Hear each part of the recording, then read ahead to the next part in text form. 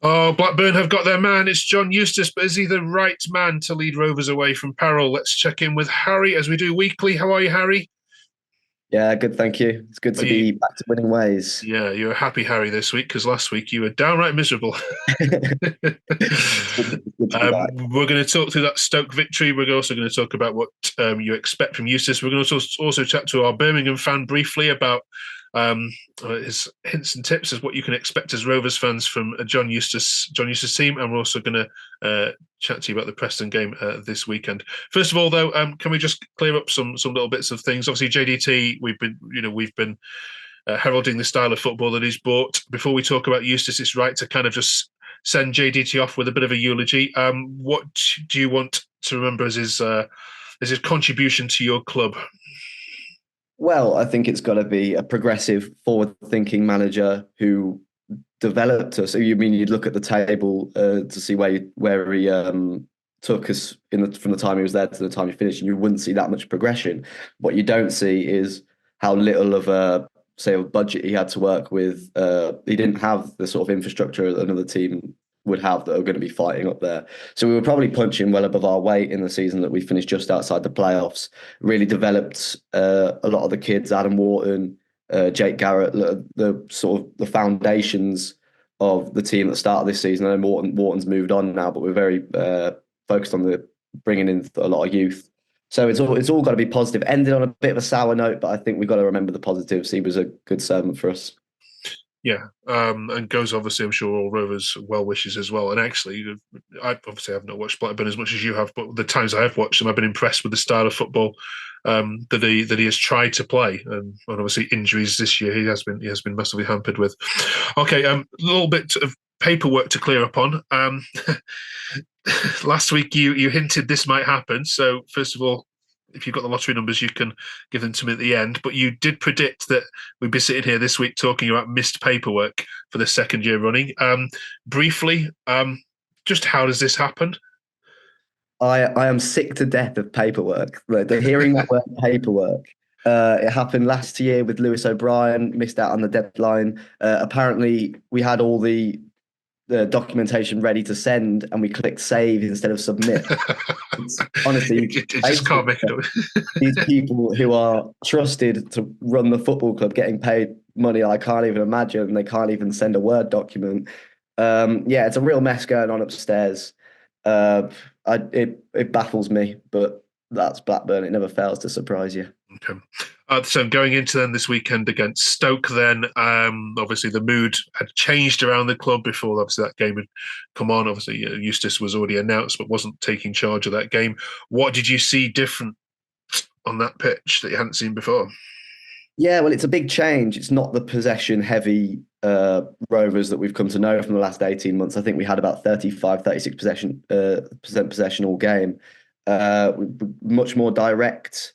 I think having Sam Gallagher back in the team with Dolan and Smodics either side of him is vital to that system. If we're going to play that direct with a big man up front, he seems to be pivotal to the way he played. The one thing I did notice is wasn't sure if we were going to see much of a tactical insight from that game, as he wasn't in charge for the setup of it. The feel around everyone at the club made a big difference.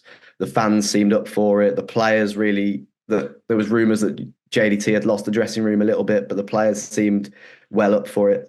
Players coming back from injury, like Ryan Hedges, played 65 minutes, I think, and looked fresh and really motivated. So that was the most important thing, I think, that just getting players happy, players scoring, and not conceding silly goals. Okay. One of the comments that was made on Twitter, it said it's refreshing to see Blackburn goal kicks that can actually go out of the box rather than trying to be possession-based Man City-esque. Much quicker in general play and definitely snappier into challenges. As much as JDT's style looked good on TV, it left us with gaps for the opposing team. Do you agree with all of that? Well, I suppose if you can play that Man City style of football and it's great when it works, then yeah. But I think it is refreshing to just sort of not necessarily because Rovers have been so often playing nice football and losing. It's it's quite refreshing. To be honest, it wasn't pretty at times, the game at the weekend. It was a bit scrappy, but we were more direct. We took our chances when the game, we were clinical. I think that third goal is just a goal kick. Gallagher wins the flick on. Dolan runs onto the end of it, and we score. It can be as simple as that at times. So it was quite refreshing to see something new. I think the fans have got quite sick of the performances being there, but the results not being there. Because when we're in the position we are in the table, it's a results business, and we've got to get results. And that is hopefully what Eustace will bring. Okay. So John Eustace is in now, and isn't it fantastic that the first fixture that he's going to manage is back at St Andrews? And with that, we'll bring in our Birmingham fan, Adam, to give Rovers fan a bit of a view of what sort of football. Good evening, Adam. Good evening. Welcome to the Blackburn View. Thanks for coming on and giving us your views on John Eustace. It just had to be, didn't it? It just had to be that fixture. Now, before this video won't go out until after that game, so we won't be able to comment on the results. But just tell Blackburn fans what sort of football you can expect now at Ewood Park. You won't see much of the ball. He's not a possession-based manager. Listen, I wasn't his biggest fan.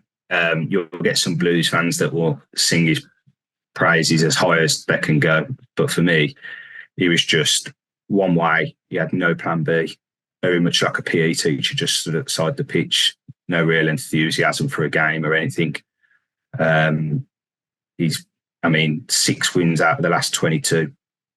I mean, if you're happy with that, then fair enough. But I wasn't happy with that. He'll bring some youth players through, and he'll go with that run. But he didn't set the world alight at St Andrews. Let's put it that way. So you know exactly what's going to happen, then, don't we?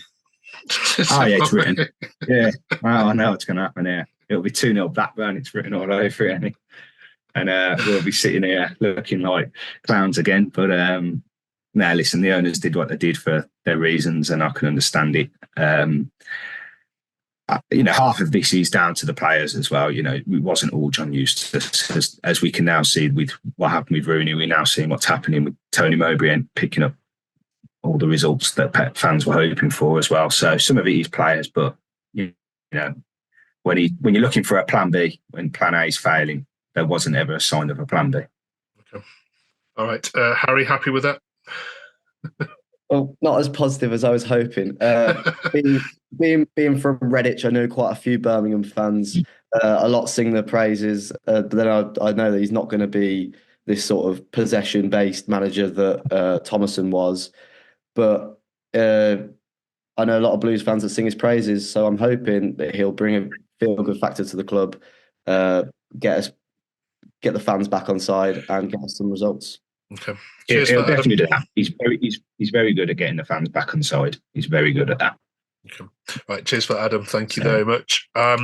Let's get some predictions in for Preston this weekend. You'll be out for revenge because, of course, when they came to Ewood, it was a bit of a smash and grab job in the 98th minute, which sent that away end into delirium. What are you hoping for this weekend? Yeah, we certainly owe them one after that one. I think they will definitely be up for it. But it's like we mentioned earlier, it's a derby. All of the sort of form goes out the window. I know they've been a bit hit and miss. They're coming back into a little bit of form. But we're going to take good numbers. We'll be loud. We'll be well up for it. I am going to sit on the fence, though, because you never know with a derby. I'm going to say 1-1 as a score prediction. Nice one. Well, let's hope you enjoy a good start to the Eustace era this week, and we'll catch up with you next week when we are going to be reviewing the FA Cup game next week against Newcastle. So thanks, Harry, for joining us. And if you're a Blackburn fan, haven't yet subscribed, we're looking for 750 this week, and we've got to 700. Thank you very much for everyone who pushed that subscribe button from Harry's video last week. Push the button again if you haven't done already. Cheers, Harry. That's one.